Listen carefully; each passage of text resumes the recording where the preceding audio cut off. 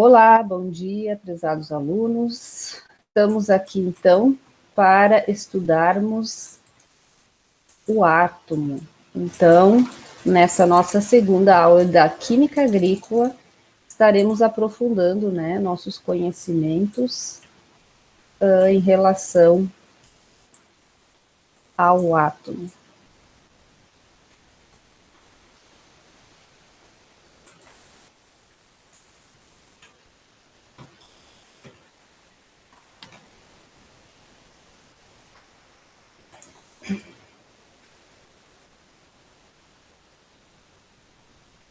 Então, vamos lá. Estudo do átomo, elemento químico, e nós iremos ver, então, o que são isótopos, isóbaros e isótons.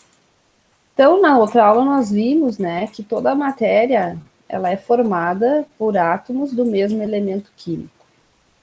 E esse átomo é o que, então? É a menor partícula, que constitui a matéria. O átomo é formado, então, por elétrons, prótons e nêutrons.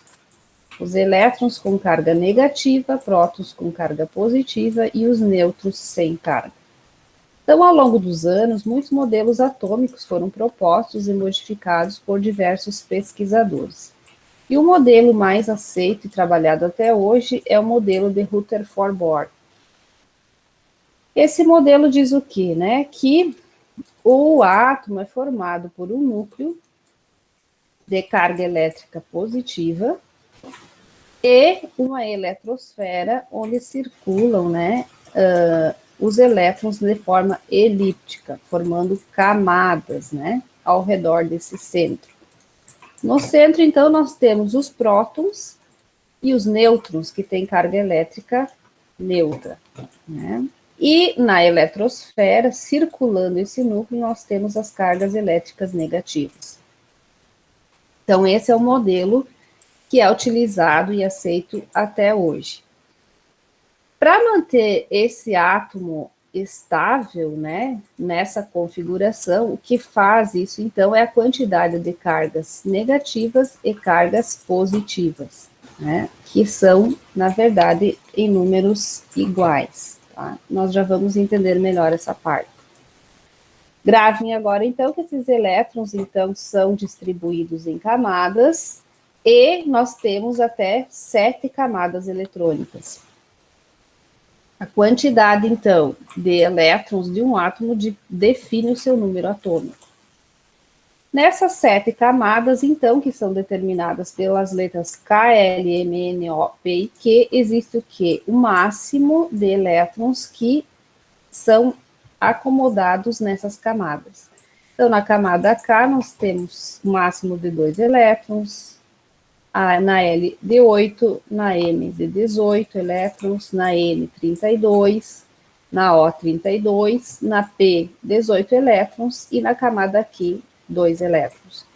Esses elétrons, eles estão em constante movimento na eletrosfera.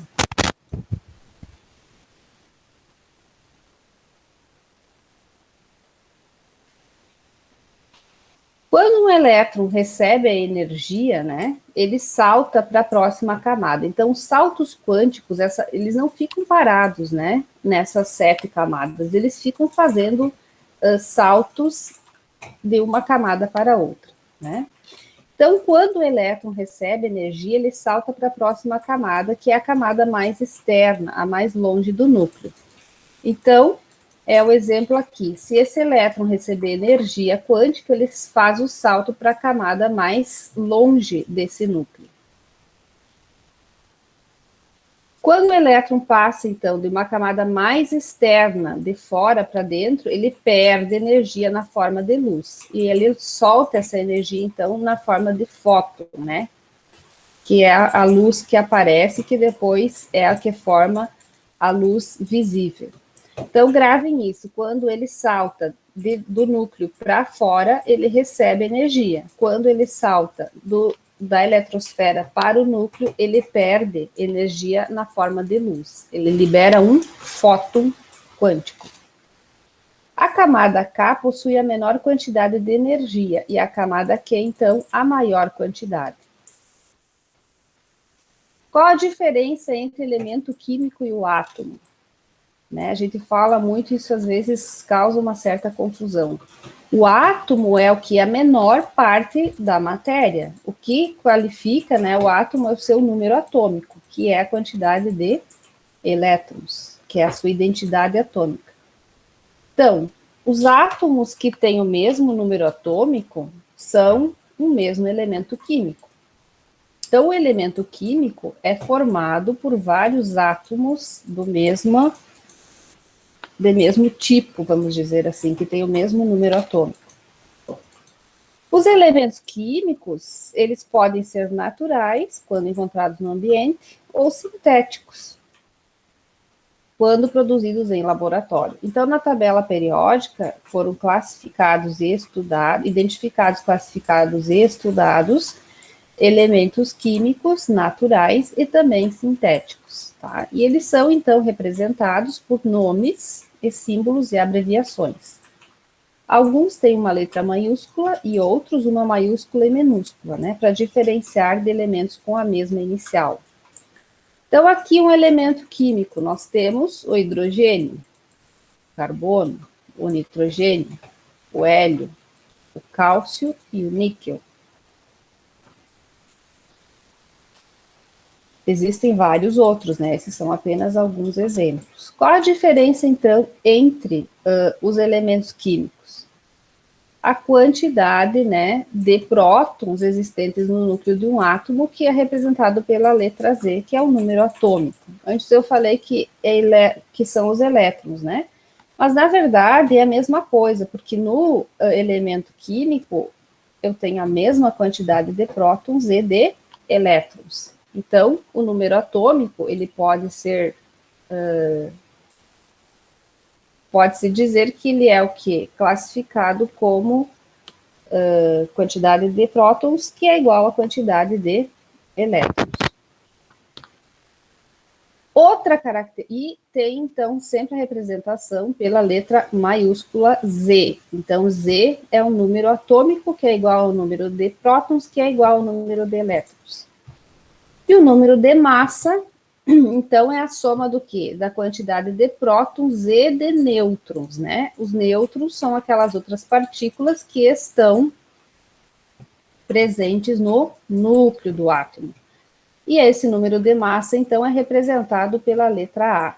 Então, A, que é o número de massas, é o quê? A quantidade de prótons mais os nêutrons. Aqui nós temos, então, um exemplo de um elemento químico que é o cálcio, né? O cálcio, então, o Ca, né, é o símbolo do elemento químico. 40 representa o número de massa, que é o quê? Prótons mais nêutrons. 20 é o número atômico, que é a identidade, então, do elemento químico. Voltando a repetir, então, número atômico igual a 20, quer dizer que tem 20 elétrons e que tem 20 prótons. Nas tabelas periódicas, essa informação do número de massa e do número atômico pode aparecer assim, número de massa em cima e atômico embaixo, também pode aparecer assim, na direita, o número de massa, e embaixo, na esquerda, o número atômico. São as duas formas aí que nós encontramos a representação de um elemento químico nas tabelas periódicas. Então, a gente já pode concluir que a diferença entre o átomo e outro está onde? Na quantidade de nêutrons que estão junto com os prótons lá no núcleo. Então, o nêutron é uma partícula sem carga, ou carga nula, né, presente nesse núcleo do átomo. E essa quantidade de nêutrons, então, é a diferença entre o quê? O número de massa e o número atômico, né? Nesse caso aqui, do cálcio, então, é 40 menos 20. É a quantidade de nêutrons. E isso, então, diferencia um elemento químico do outro. Nesse caso, né, o cálcio tem, então, 20 nêutrons. Qual é a diferença, então, entre os elementos químicos? É a quantidade de elétrons, né? Quantidade de elétrons na eletrosfera vai ser diferente e daí vai do átomo mais simples, que é o hidrogênio, que tem somente um elétron, até o elemento mais carregado eletricamente lá, que pode ter até 200 e poucos elétrons. Então, o cálcio, né, ele tem o número de massa igual a 40, o número atômico igual a 20.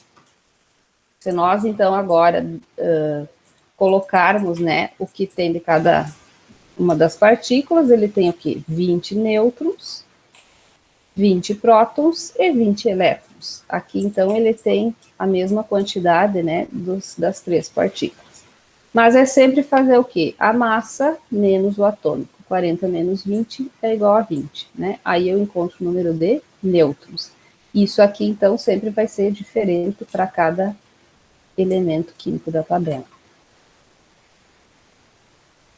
E agora, então, três, né, denominações. São elementos químicos que podem ser isótopos, isóbaros ou isótonos, tá?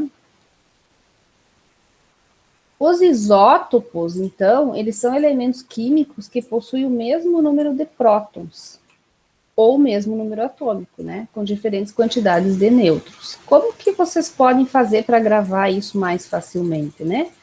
Na própria palavra isótopos, eu tenho um P aqui, ó. Esse P eu posso relacionar com prótons, tá?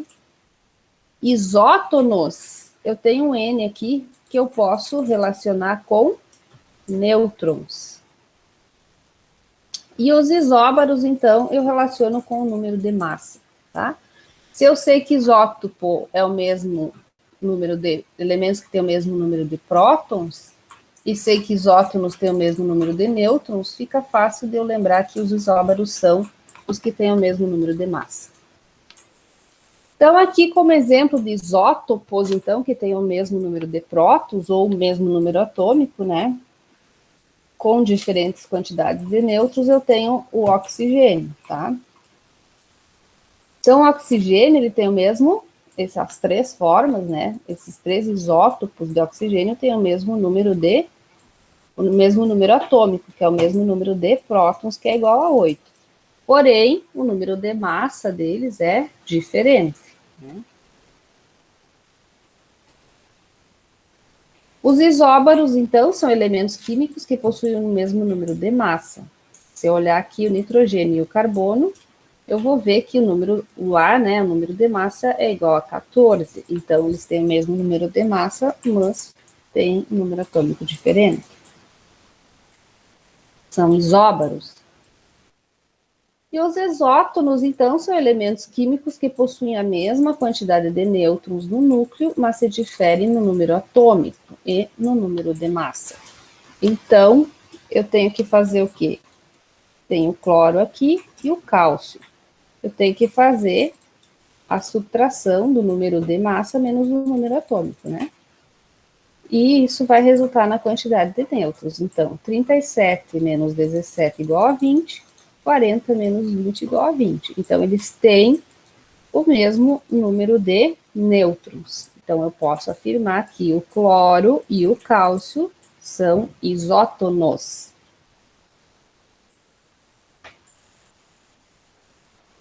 Então, isso eu já falei para vocês. Isótopos P lembra prótons, isóbaros A lembra massa, isótonos N lembra nêutrons. Os elementos químicos, então, estão organizados em ordem crescente de número atômico, ou seja, eu tenho hidrogênio que tem número atômico igual a 1, o hélio que tem aqui, então temos os gases nobres, que são elementos da tabela periódica que têm estabilidade, não necessitam fazer ligações químicas, né, para serem estáveis. E vai seguindo o quê?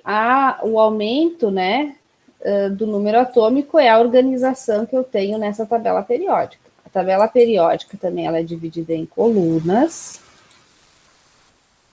estão na vertical, e linhas que estão na horizontal. Então, aqui o hidrogênio, o número atômico é 1, o lítio é 3, o berílio é 4, o boro é 5, 6, o carbono e assim por diante. Então, ela vai crescendo dessa forma, tá? A divisão também ocorre entre metais alcalinos terrosos, metais de transição, então é dividido bem bonitinho por cores, né, para facilitar a compreensão, os não metais e os gases nobres. E aqui nós temos então a série dos lantanídeos e dos actinídeos. Tá? No caso aqui desta tabela periódica do exemplo, o número atômico vai em cima, vai o símbolo aqui no centro e embaixo o nome, né, do elemento químico. Então, é a IUPAC que propõe a tabela, é constituída de 7 linhas horizontais, né, que também são denominadas, então, de períodos ou séries, e o número do período corresponde à quantidade de nível eletrônico. Então, a família 1A tá aqui é porque tem o número atômico 1, 2, número atômico 2, e assim por diante.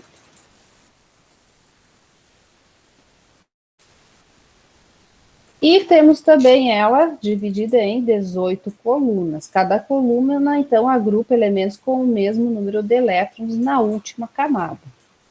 Assim, esses possuem comportamento químico semelhante. Na primeira coluna, então, tem um elétron na última camada, né? Cada um desses elementos, se fizer a distribuição eletrônica, né, vai ter um elétron na última camada. E é, então, classificado como grupo dos metais alcalinos, né? Esses em amarelo, exceto o hidrogênio, que é um gás. Qual é a característica desses elementos? É que eles apresentam baixos pontos de fusão e ebulição. Na segunda coluna, nós temos 2 elétrons na última camada, e é o grupo, então, dos metais alcalinos terrosos. Esses apresentam densidades e pontos de fusão e ebulição maiores que o do grupo 1. Da terceira à 12ª coluna, são esses aqui, então, a maioria tem 2 elétrons na última camada, são chamados de elementos de transição. Quais são as características deles? Todos são metais bons condutores de calor e eletricidade, apresentam um brilho metálico, né? E tem ponto de fusão e ebulição muito elevados.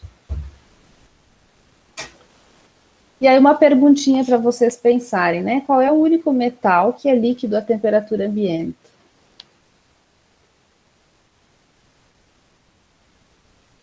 Na 13ª coluna, nós temos 3 elétrons na última camada, chamado também de grupo do boro. Aqui, então, todas as colunas são chamadas pelo elemento que está em cima aqui, né? Grupo do carbono, grupo do nitrogênio, grupo dos calcogênios, né? Aqui, então, o grupo dos halogênios, que são extremamente reativos, tá? São os elementos químicos que mais fazem reação, mais fazem ligação química, né? Porque tem um elétron, tem 7 elétrons na última camada, então eles têm uma vaguinha lá para fazer mais uma ligação, né? Receber mais um elétron ou compartilhar, né? Então eles são altamente reativos. E aqui, então, o grupo dos gases nobres, tá? Todos esses aqui, dos gases nobres, têm 8 elétrons na última camada. Então, eles têm a estabilidade, exceto o hélio, que tem 2 elétrons, mas ele é, então, estável com 2 elétrons na última camada.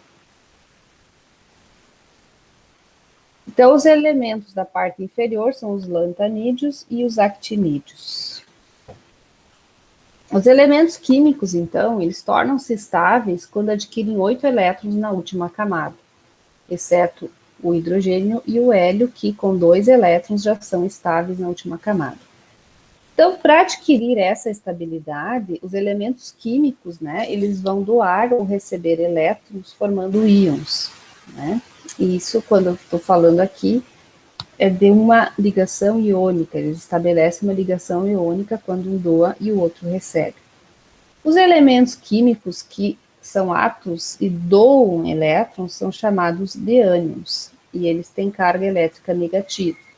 Os elementos que recebem os elétrons, eles têm carga elétrica positiva. Não, aqui está ao contrário, cátions e ânions, tá? As forças entre as cargas eletrônicas entre dois ou mais elementos químicos estabelecem as ligações químicas, né? Então, os cátions têm carga positiva, eles doaram elétrons, né? Então, eles ficam positivos. E os ânions, eles recebem o elétron, então eles ficam negativos. Aqui, então, está equivocado essa partezinha aqui. Essa ligação iônica normalmente ocorre entre um metal que doa os seus elétrons e um não metal que recebe esses elétrons, tá? Então, elementos químicos que doam elétrons ficam com carga positiva e são os cátions, e os elementos químicos que recebem elétrons ficam com carga negativa, são os ânions. Aqui, então, eu tenho um exemplo de ligação iônica entre o sódio e o cloro, tá? O sódio tem um elétron na sua última camada, tá? Olhem aqui, ó, ele tem 11, né, o número atômico dele. Se eu fizer a distribuição eletrônica, né, que é acomodar os elétrons nas camadas, eu vou ver que lá no final eu tenho um elétron, que é o que está mostrando aqui, né? Então, aqui eu tenho o núcleo do sódio, eu tenho elétrons na camada K, na camada L e na camada M. Ele tem 11 elétrons, né? Então, eu tenho que fazer a distribuição eletrônica. Na camada K, cabem 2. Na camada L, cabem 1, 2, 3, 4, 5, 6, 7, 8, né? Então, 8 mais 2 são 10 elétrons. Faltou eu acomodar mais um elétron, que vai, então, na camada M. Observe, então, que esse um elétron que fica aqui na camada M, ele está muito apto, né, a ser o quê? Doado para um outro elemento químico que está precisando desse um elétron, né, para também ficar com 8 elétrons na última camada e tornar-se estável.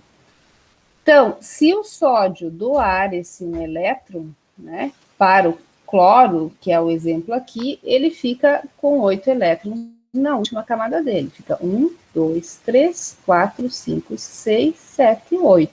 Ele fica estável se ele fizer essa ligação. Se ele estando nessa forma aqui, ele não está estável. Esse um elétron aqui, vamos dizer assim, está incomodando a vida dele, né? E o cloro, por sua vez, tem 17 elétrons na última camada.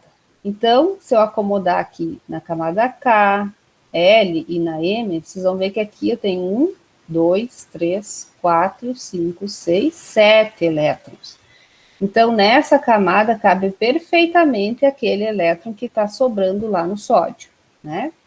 Então, recebe aquele um elétron e adquire-se a estabilidade, formando o cloreto de sódio, que é o sal. Então, aqui está a representação da ligação iônica, né? Que sempre é feita dessa forma, com essas bolinhas, né? As bolinhas, então, representam os elétrons que estão na última camada. Então, na última camada do sódio, eu tenho um elétron, né, que está sobrando. E no cloro, eu tenho 1, 2, 3, 4, 5, 6, 7, que está faltando 1. Então, o sódio pega e doa esse um elétron e forma-se o NaCl. Percebam, então, que quem doou o elétron transforma-se num cátion, Na positivo, né? Mas isso aqui, então, forma o sal de cozinha. É essa ligação química, chamada ligação iônica, que ocorre para a formação do cloreto de sódio.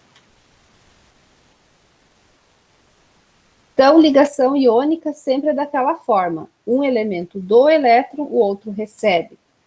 Na ligação iônica é um pouquinho diferente. Na ligação covalente é diferente.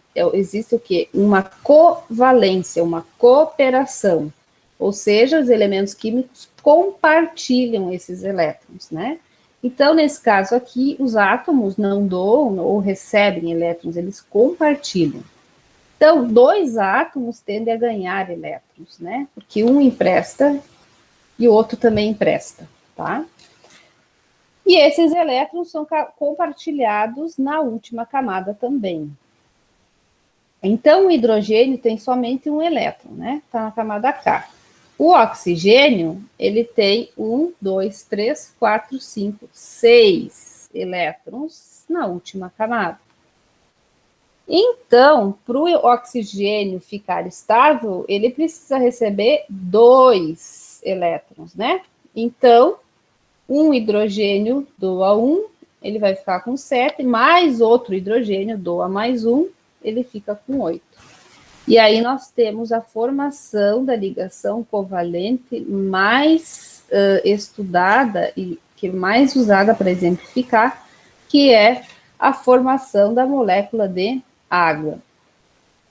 E aí vocês podem observar que a representação dessa ligação não é mais com a flechinha, né? E sim com as bolinhas, né? E um círculo, né? Unindo o compartilhamento eletrônico, tá? Então, aqui forma a molécula de água. Pode aparecer dessa forma, pode aparecer dessa outra forma aqui, né? Então, são as duas representações. Essas bolinhas utilizadas aí são as representações de Lewis, tá? Foi Lewis, um químico, que utilizou, então, essa forma representativa aí para mostrar as ligações. Também temos outro tipo de ligação, que são chamadas ligações metálicas. Ocorrem entre átomos de metais que tendem a doar elétrons. Esses elétrons da última camada, então, permanecem ao redor dos átomos, mantendo-os unidos geometricamente organizados, né? Então, eles se organizam dessa forma aqui, tendo elétrons livres aqui, mas mantendo a estrutura, então, reticulada, né? Extremamente organizada. Então, o que vocês precisam gravar desta parte, né, da aula? O átomo, então, é a menor parte da matéria. Eles estão organizados em ordem crescente de número atômico, facilitando a consulta na tabela periódica. No núcleo, nós temos prótons, que têm carga positiva, nêutrons, que não têm carga, e na eletrosfera tem os elétrons, que têm carga negativa. Essa eletrosfera possui 7 camadas, cada uma suportando uma determinada quantidade de elétrons. Daí, K, L, M, N, O, P e Q, né? Os átomos tendem a ganhar ou perder elétrons, né? São chamados de íons. Os cátions são íons de carga positiva, pois perderam elétrons, e os ânions são íons de carga negativa, pois ganharam elétrons. Os átomos, então, doam ou recebem elétrons na última camada para se tornarem estáveis, adquirindo 8 elétrons na última camada. Para isso, eles fazem, então, as ligações químicas, que podem ser iônicas, onde ocorre doação e recebimento de elétrons, ou podem ser covalentes, onde há o quê? Um compartilhamento de elétrons, né? E nas ligações metálicas, os elétrons permanecem ao redor dos átomos, né, mantendo-os unidos. Então, são essas as principais ligações químicas, né?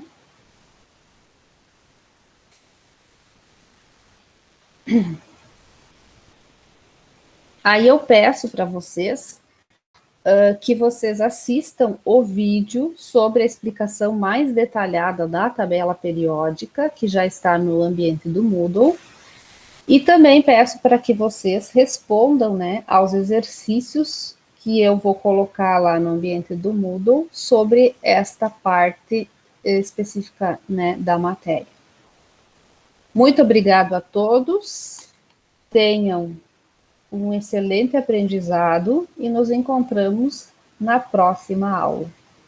Um abraço.